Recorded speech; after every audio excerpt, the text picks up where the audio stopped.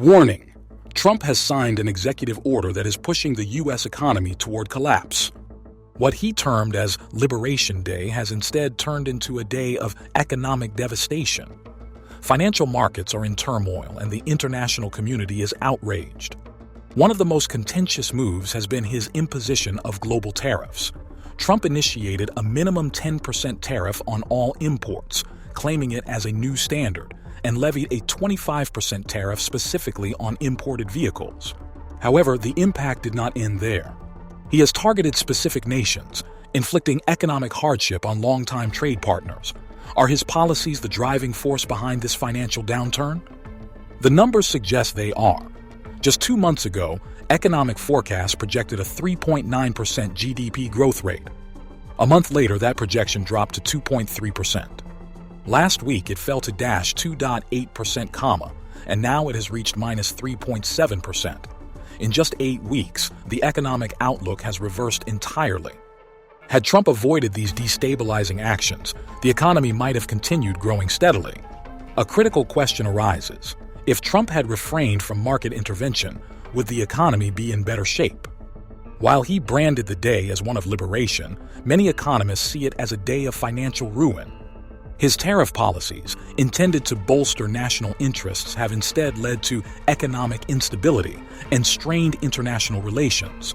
Rather than limiting trade tensions to China, Trump expanded his tariff strategy to include traditional allies such as Canada, the European Union, and Mexico.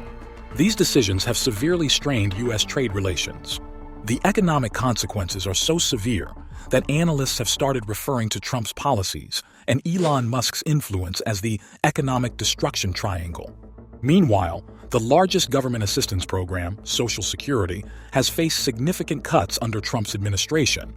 Millions of citizens, particularly the elderly, are now worried about their benefits. Combined with Musk's public comments, this has generated widespread economic uncertainty and eroded public confidence. The effects are not limited to the U.S. Canada has responded aggressively, especially after Trump hinted at annexing the country and imposing heavy tariffs on Canadian exports. Many Canadians have begun boycotting American products and canceling trips to U.S. tourist destinations such as the Jersey Shore. This has dealt a heavy blow to the U.S. tourism industry. The decline in tourism revenue is just one of many adverse effects of Trump's trade policies. While he initially portrayed China as the primary target, he soon extended tariffs to allies like the EU, Canada, Mexico, and Japan, provoking retaliation. As a result, consumer prices have surged, supply chains have been disrupted, and U.S. exports have plummeted. Was this a strategic miscalculation? With major allies retaliating, the future of the U.S. economy remains uncertain.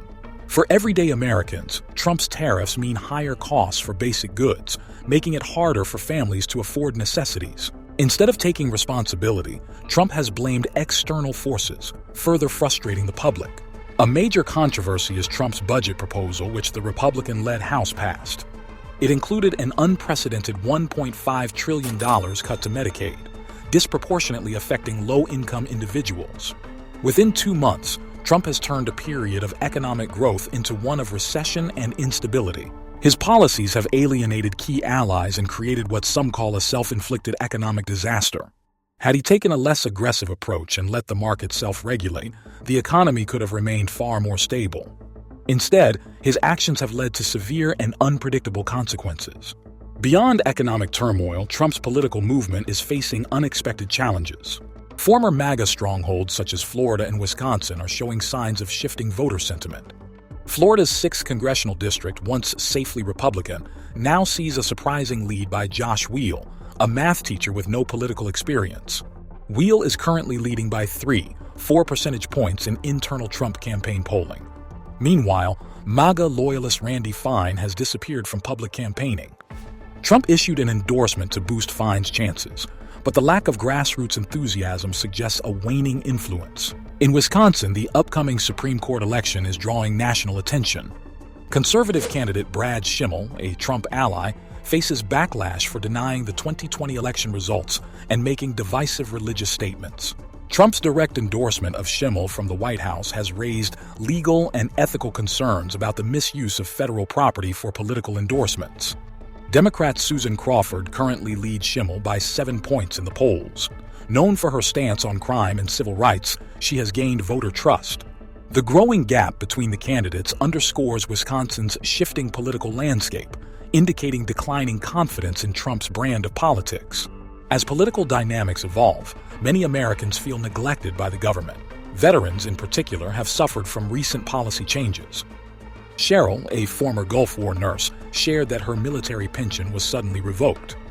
She suspects her records were accessed without permission, linking it to powerful figures tied to Musk and the MAGA movement. Her story reflects a broader sense of abandonment among veterans under Trump's administration. The economic crisis has led to further alarming developments. Reports suggest unauthorized deportations, with individuals removed without legal proceedings. One case involved a female student taken by ICE agents without explanation. Trump's response? A dismissive, "I'll check later." Similarly, 17 individuals were deported to El Salvador without court hearings, violating legal norms and human rights. Trump's disregard for legal procedures raises serious concerns about governance. When questioned about a potential third term, despite its constitutional illegality, Trump responded vaguely, saying, "I hear there's a way. I haven't looked into it, but it's interesting." Though possibly intended as a joke, such remarks hint at a dangerous willingness to challenge democratic principles. If Trump seriously pursues a third term, the consequences for American democracy could be severe. As the nation faces economic decline, soaring inflation, and political instability, Trump continues to frame the situation as a golden age. However, the numbers tell a different story. Declining GDP, rising costs of living, cuts to social programs, and growing unemployment. While American families struggle, Trump appears more concerned with trivial matters than addressing the crisis. His vague responses and lack of a coherent economic strategy only reinforce perceptions of his detachment from reality.